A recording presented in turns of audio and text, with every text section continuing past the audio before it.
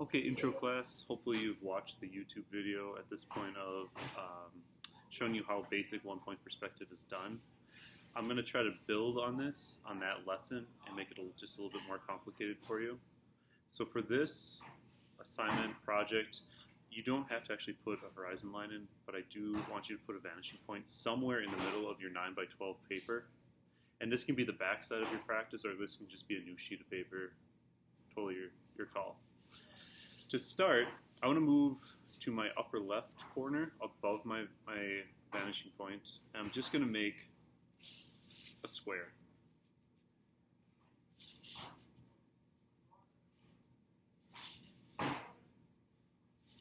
Like that. So that's similar to what you've just got done doing, watching the YouTube video.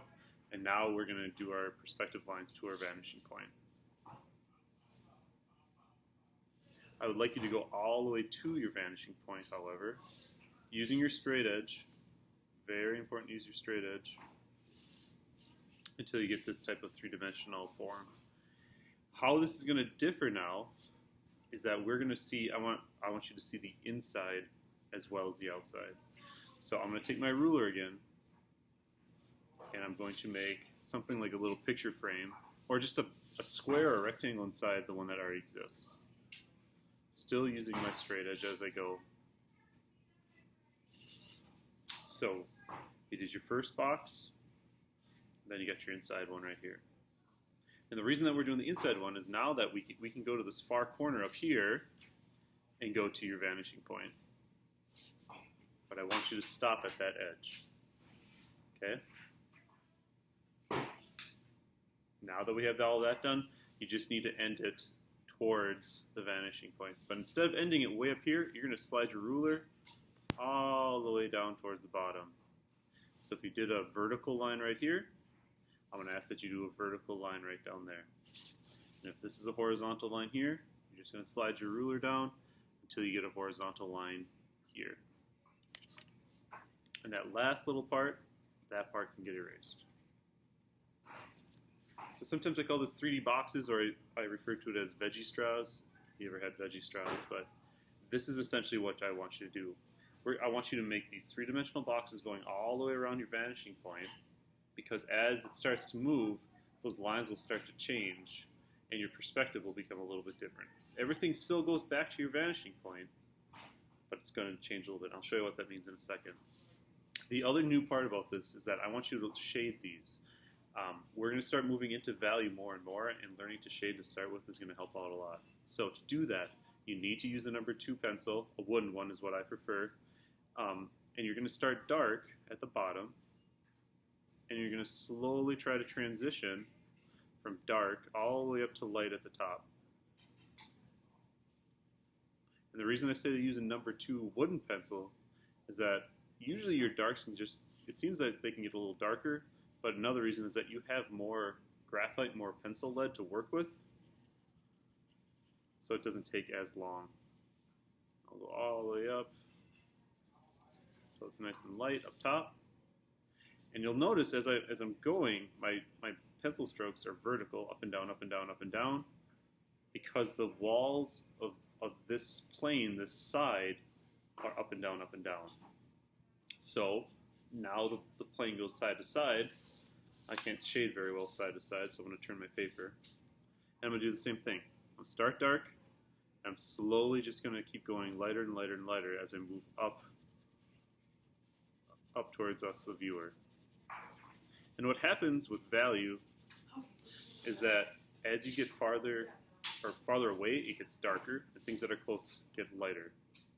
So I'll start shading here, and I'll slowly get lighter and lighter and lighter. Up. Same for the inside. This plane goes side to side. Again, I'm not very good at shading that way, so I'm going to move my paper and shade that way. So now you have, this is now one finished box or veggie straw, whatever you'd like. My requirement for you is to do 10 of these all the way around your vanishing point, because it's going to change. So if you remember from the video, they talked about a horizon line.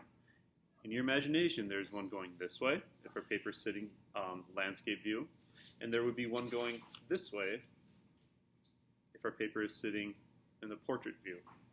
That's going to affect the way that your boxes look. So now I'm going to do one. I'll do one right here. It's going to be cutting through one of those horizon lines. So I'll just start my square, still using my straight edge for everything. And please do use your straight edge or ruler. I will know if you don't, and I'll get grumpy. So I'm just going to start making my picture frame right away because I know that that's what I'm going to need. I'm going to need to have that eventually. I'll make this line a little dark. It's hard to see. Okay, so we have that now. I will now take my corner going onto my vanishing point, corner to my vanishing point. I can't really do this one because I'll cut through my box, and I can't really do this one because I'll cut through my box. So now instead, this side has two planes showing. We only see this one side of this one. So I'll slide my ruler down, cut off my box somewhere, like there, like that. But what's nice now is that because we have the inside view, I can now do two of my corners. So I'll go from one here, because I'm not cutting through anything, and I'll do this corner down. So now we have two sides on this one on the inside, but now we can see 1, 2, 3 sides if you're actually overlapping horizon lines. And then I would like you to do the same thing as before. It's just starting dark and then starting to move toward us, the viewer, and getting lighter. And shading is it takes a while to learn. It's not something that usually just comes naturally to most people. So you may need to work at that a little bit, but that's another point of this, is just to learn. So nice and dark on the inside, on the bottom, and I'm going to start moving out towards the very edges. Same for these two sides. My wall goes up and down. I will shade up and down, the same direction. That's usually what I see get wrong the most, is that someone will shade in the wrong direction. So now I have two of these. The expectation is a minimum of 10 going all the way around your vanishing point. Once you're done with drawing them all and shading them all, you can color the background in color pencil. And that using that contrast of color pencil to graphite is going to make these look even more three-dimensional.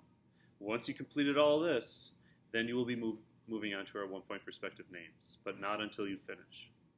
Okay, thank you.